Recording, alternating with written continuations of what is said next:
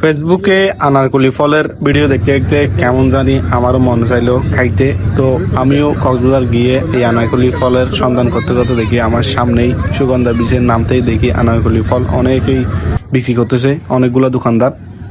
তো আমিও বললাম একটা কয় টাকা, মামা বললো একটা 40 টাকা। তো আমি একটা 40 টাকা দিয়ে নিলাম। মামা বললো টক জাল কেমন হবে, বলে একদম সবকিছু বাড়াই দেন।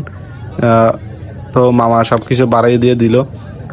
মামা খুব সুন্দর করে উপর থেকে কাটছে, কেটে ভিতরে লবণ আর মরিচ আর একটা সিক্রেট মশলা দিল, দিয়ে ঘুরে দিল। অনেক ভালো লাগলো খাইতে।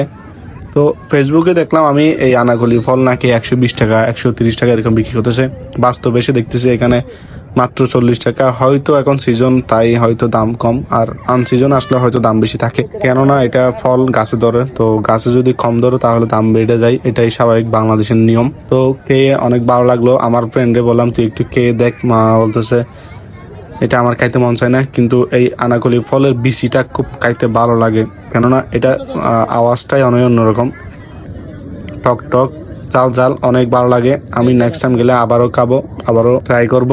এটা অনেকবার খাইছি এই কক্সবাজার, মাত্র বিড়ি করছি একবার। তো নেক্সট টাইম আবার গেলে আবারও ট্রাই করব। তো আপনারা চাইলে কক্সবাজার আসলে এইরকম আনারকলি ফল খেয়ে দেখতে পারেন। এটা মাত্র 40 টাকা দিয়ে নিয়েছি। হয়তো আপনারা যখন যাবেন তখন হয়তো আরো দাম বাড়তে পারে বা আরো কমতেও পারে, কেননা সিজনাল ফল যখন গাছে বেশি ধরে বা যখন গাছের ধরে তখন একটু দাম কম থাকে। তো কক্সবাজার গিয়ে এটা খেয়ে অনেক ভালো লাগলো। আপনারা সবাই জেলে এটা খেয়ে দেখবেন। সবাই ভালো থাকবেন এবং সুস্থ থাকবেন। আসসালামু আলাইকুম।